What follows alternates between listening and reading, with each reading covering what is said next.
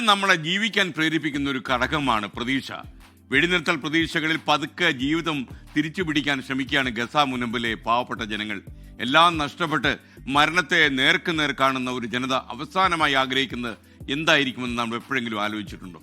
ഗസയിൽ നിന്നും ആളുകൾ എഴുതിയ കുറിപ്പുകൾ നിരന്തരം പുറത്തു വരുന്നുണ്ട്. ഇപ്പോൾ ഹൃദയം ഉലച്ചു കളയുന്ന കുറിപ്പുകളാണ് അവയെ. കൺമുമ്പിൽ മരിച്ചു വീഴുന്ന സ്വന്തം ബന്ധുക്കളും സഹോദരങ്ങളും ഒക്കെ അവിടുത്തെ സാധാരണ കാഴ്ചയായിരുന്നു. റഫ അതിർത്തിയിലെ അനുഭവങ്ങൾ ഗസ സ്വദേശിയായ മഹമ്മൂദ് ജൗദ എഴുതിയിട്ടുണ്ട്. ആ കുറിപ്പിലെ ഒരു ഭാഗം ഇങ്ങനെയാണ്: റഫയിലെ ഒരു കൂടാരത്തിനുള്ളിൽ വെളിച്ചമുണ്ട്. പുറത്തു നിന്നും ഒരു റേഡിയോ വെച്ചത് കേൾക്കാം. അതിൻ്റെ ഉടമസ്ഥൻ വെടിനിർത്തലിനെ കുറിച്ച് പരന്ന വാർത്തകൾ ശരിയാണോ എന്ന് തിരയുകയാണെന്ന് തോന്നുന്നു.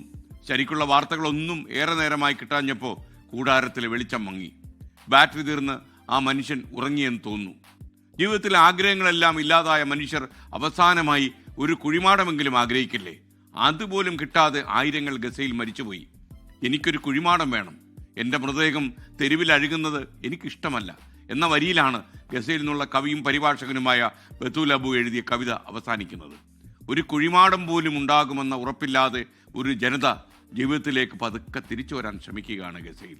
പ്രതീക്ഷ എന്ന വാക്കിന് ഏറ്റവും അർത്ഥം കൽപ്പിക്കുന്ന ഒരു ചെറിയ ഇടം, മനുഷ്യൻ പുഴുക്കളെപ്പോലെ മരിച്ചു വീണ ഒരിടം.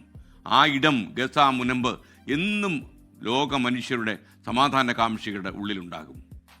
ഗസയെക്കുറിച്ച് ആലോചിക്കുക, ഗസയെക്കുറിച്ച് ഓർമ്മിക്കുക. ഇത്തരം യുദ്ധങ്ങൾ ഈ നാട്ടിൽ ഉണ്ടാകരുത്, ഈ ഭൂമണ്ഡലത്തിൽ ഉണ്ടാകരുത് എന്ന ചിന്തയോടെ നമുക്ക് ഇന്നത്തെ മോർണിംഗ് ഷോ തുടങ്ങാം.